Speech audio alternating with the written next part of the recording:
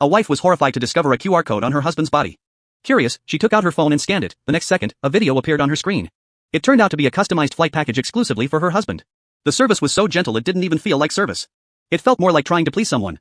Sure enough, after playing for a few minutes, it prompted for a password. But no matter how many times she tried, it kept saying the password was wrong. Determined to find out the truth, she deliberately bought a ticket on the same flight as her husband. After boarding, she quickly noticed something unusual.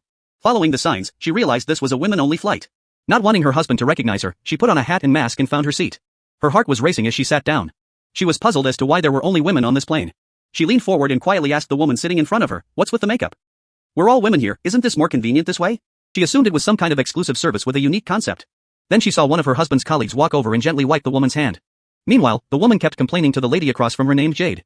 She had been married for 3 years, yet there was still no sign of pregnancy. Jade comforted her, saying this time it would definitely work out, and told her to relax and not stress about it. The woman listened, completely confused. 正琢磨这话里的意思，余光忽然瞥见一个人影走近，这人 It was right at that moment. She watched as the attendant crouched down and skillfully helped her change into disposable slippers. Then thoughtfully asked what she would like to drink. "We have still water, warm water, and also special brew." The girl noticed that the woman in the row ahead had also ordered the special brew. She couldn't figure out why they gave such a fancy name to what seemed like ordinary cola. Curious to get to the bottom of it, she ordered one too. Her husband's eyes lit up when he heard her order. The corners of his mouth curved up into a smile. That expression was exactly the same as the one in the video. She told herself not to overthink it. After all, her husband was just doing his job. But at that moment, her husband mentioned there were still people ahead in line, and that she would need to wait a moment. She was just about to follow him to ask more questions. But after just 2 steps, the plane suddenly jolted violently. She was about to fall, when her husband's colleague caught her in his arms. Just as the two faced each other, her husband walked over. With a slightly stern expression, he told his colleague he had upset the passenger, and that he needed to make it right with his own service. He then handed the special brew in his hand to his colleague. "Miss, would you be willing to forgive me?"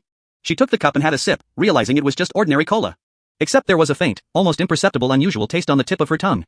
She grew even more curious about the origin of that name. So she asked the male flight attendant directly.